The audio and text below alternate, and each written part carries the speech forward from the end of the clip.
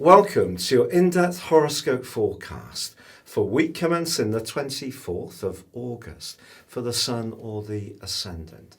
If you've yet to subscribe to my channel, I'd be honoured if you did so now, especially if you do comment, because I do answer every single one. Also, you can join Elisa and I on the daily astrology and video show.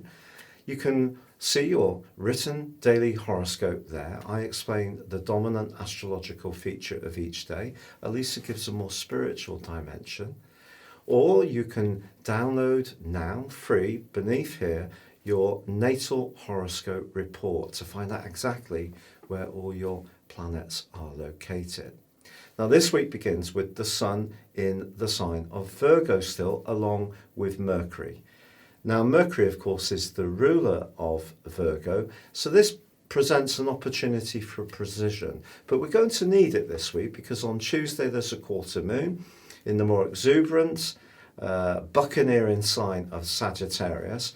And it's possible that this could see us promise to do things for people in good faith, which may prove actually a bit difficult to deliver upon.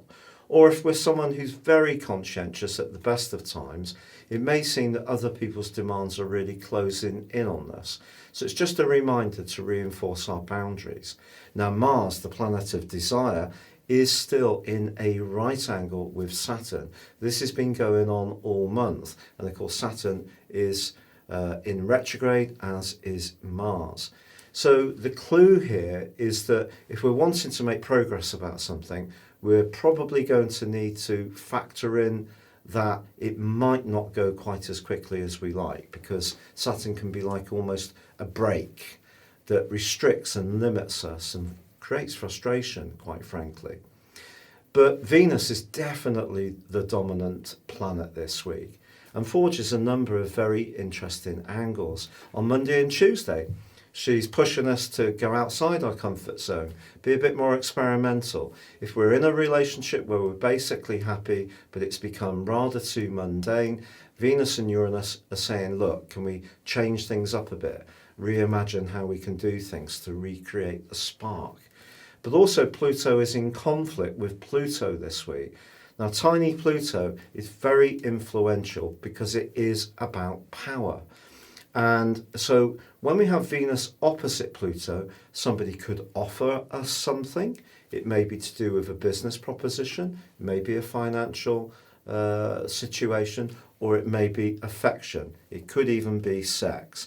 But when Pluto's involved in the mix, we need to be a little bit aware of as to if there's any leverage involved, any catch.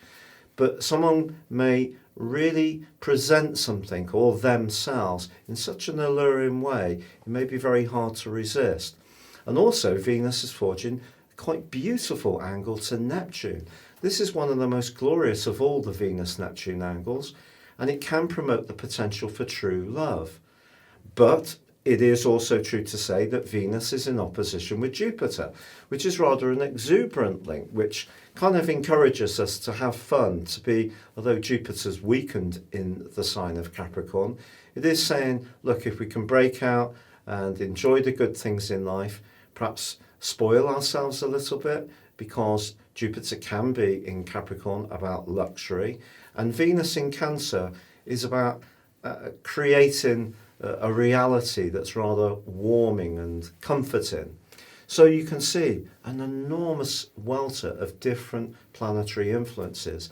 The best thing each of us can do is be conscious of sincerity, because with Venus in Cancer, it's a very nurturing, it's a very lovely location, and it can bring out the more mothering instincts within us. But I think if there is somebody perhaps dazzles us with that Uranus energy, who's rather different and dashing, just be conscious of the Pluto energy as well, because the potential for something magical is there this week, but also for some kind of grand deception too. Your specific forecast, Capricorn, sees the quarter moon in the uber tender 12th house of your situation. And it's possible that something you'd normally shrug off could kind of get under your skin, particularly as you may be dealing with an ongoing personal or home or domestic based issue which is causing some frustration. Now, above all else, that could be COVID related, because that's had such a massive impact upon us all. But if you do feel hemmed in or limited, it wouldn't be a surprise to feel frustrated. But the delicious thing about your scope this week is the way that you react to the situation, because Venus brings a lot of potential for magic, to see things differently, to reach a better place of harmony and tranquility, especially in an existing relationship. But that may require some flexibility. Uranus helps that. Neptune brings some gentleness. Jupiter brings some optimism. But Pluto in your sign can bring some much more powerful plays into the situation.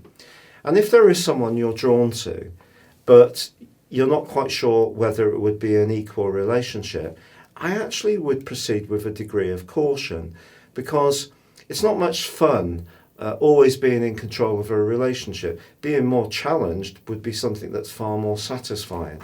And also, in an existing relationship, I think rather than just focusing on what perhaps a partner isn't giving you, look at the fact that the Sun and Mercury are in your sector of exploration. And that exploration can come through knowledge as much as it can from physical travel.